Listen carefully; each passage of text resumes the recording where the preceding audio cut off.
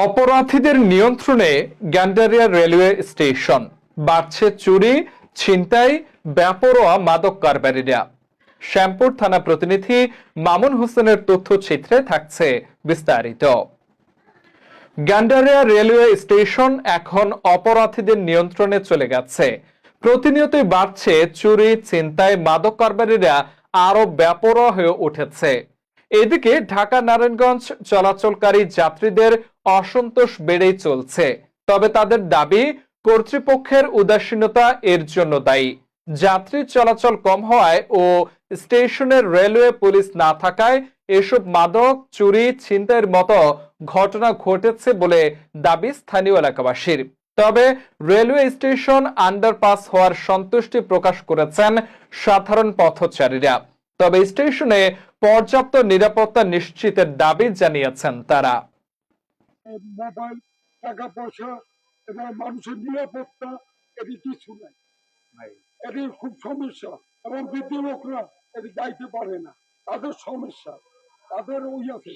এবং young generation তারা আইতে পারে আন্ডারপাস এবং রাস্তাঘাট যাতে সুন্দরভাবে, যাতে এই রাস্তা ভাঙ্গা মানুষ যাতে চলাফেরা করতে পারে।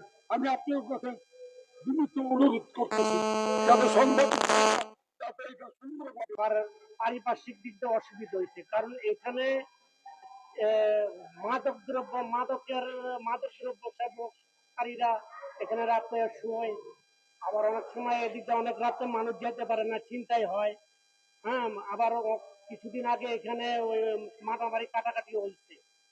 আর এদিকে মনে করেন যারা বিরুদ্ধে লোক, তারা তো আন্ডারপাস যাইতে উঠতে খুব কষ্ট, সিঁড়িতে উঠতে যাইতেও কষ্ট। আবার মনে করেন মহিলাদেরও খুব কষ্ট, বুঝতে পারছেন?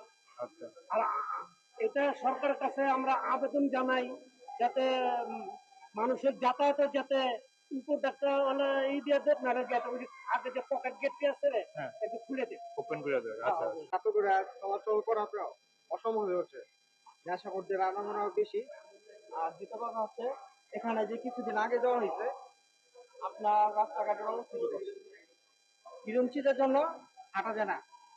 গত পরশু দিন একটা মেয়েকে ধরা হয়েছে সকালে দিকে, তখন আমার আব্বু ছিল, তারপর ওরা সব দূর দিয়ে গেছে, ঠিক আছে।